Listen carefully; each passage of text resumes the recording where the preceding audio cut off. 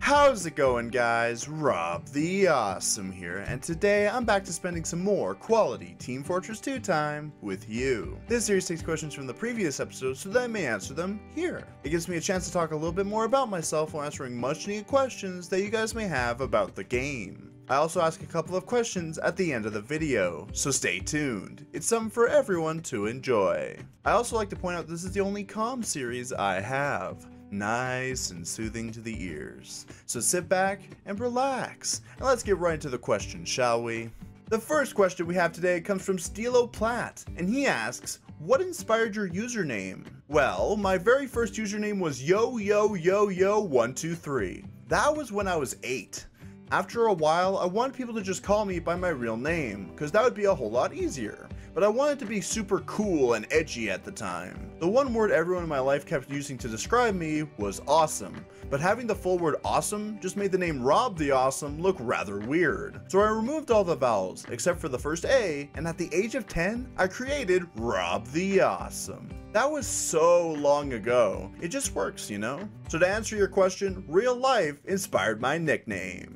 Chin Chow Sycamore pops up and wonders, what software do you use to edit videos? I use Sony Vegas Pro 13. It's pretty good and has never crashed on me once, so that's good. And the audio editing is great. Gotta love an editing program that has all the necessities you could ever need.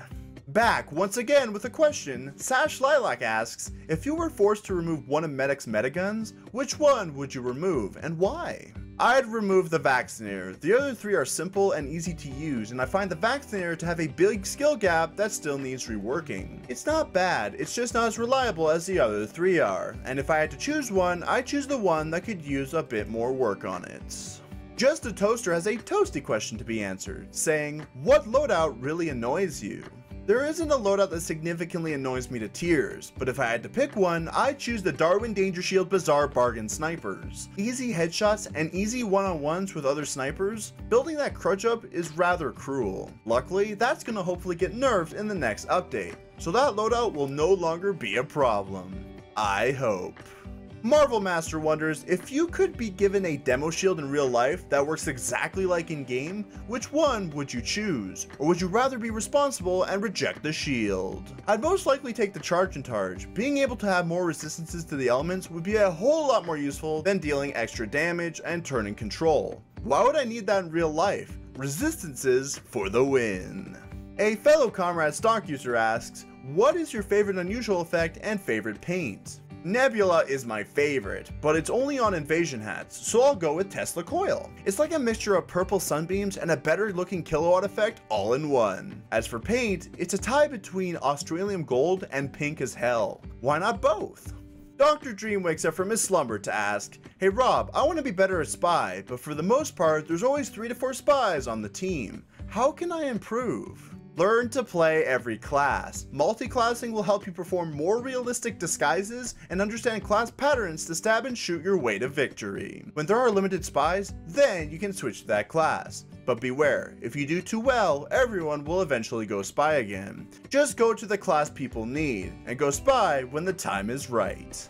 King Triple D ponders, what is your opinion on setting up huge sentry nests? Sentry nests are fine when you've got a team to back you up and reliable engineer skills. Otherwise, it can be a big struggle. It's not hard to destroy a sentry nest. You have to account for everything and really rely on team members to get rid of the enemy team. Setting up sentry nests I feel are necessary for payload maps, but if your team is lacking, I prefer to go gunslinger and flank with constant and disposable mini sentry damage. Cactus SD, the pinnacle of heavy mains everywhere, asks the important question, how can heavy mains use Ubers to their maximum potential? Don't hesitate. Look at the card below your crosshair and realize your medic's Uber. You have to put your whole trust in your medic to pop at the most crucial moment. If he doesn't, he's just a bad medic. But if you wait for him to pop, then he'll more than likely drop it. Just go for it. If you make the first move, the Uber will be way more effective and you can use up the Uber perfectly to get a ton of kills and capture objectives. Oh, and one more thing. If a medic does pop an Uber right away, look around the area as to why the medic popped and then use that Uber to get into a choke point with the remaining seconds you have left. Don't just stand there, just do it! Herr Doormat takes the stage and says, here is a serious question for you, Rob. Australium Ubersaw or Australium Solemn Vow?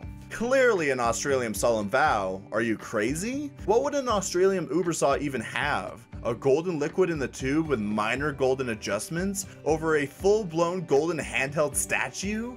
If the Ubersaw ever gets an Australian variant before the solemn vow, I'd be generally pissed. That'd be a wasted opportunity, Valve. Don't waste that chance. Levi Patali asks, which of the 9 classes is the most boring to you? Soldier. I find it rather easy to get kill streaks with the array of weapons and tools he has. Killing just becomes rather easy with the soldier, and kill streaks just get really tedious and boring. I don't even feel like I really deserve them. But hey, that's just my opinion. I'm not a fan of blast damage classes to begin with. The question heeds different results for everyone.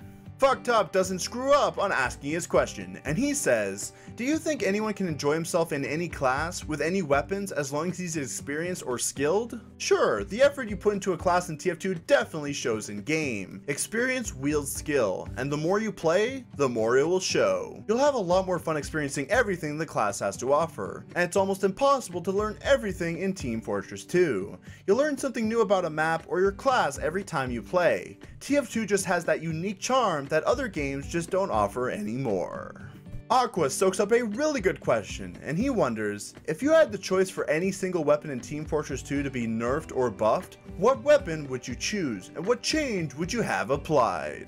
The Ullapool Caber is in desperate need of some serious changes, and should be buffed to do a tad bit more damage. I understand if you pair it with a shield's charge damage that you can make up for some of its flaws, but when it comes to normal Demo Man, it's absolutely useless. You can't even kill a sniper when you trigger the explosion, and it leaves you in a stun lock state half the time, leaving you very vulnerable. The slow swing speed is understandable to not make it a better stock bottle, but if you need to use a shield to make up for the damage, then there's really no need to use this weapon at all, especially when there are better melee weapons that reward you for using a shield. Make it do something else for normal Demo Man gameplay or up its damage. That's what I would personally like to see buffed in the next major update that TF2 has to offer.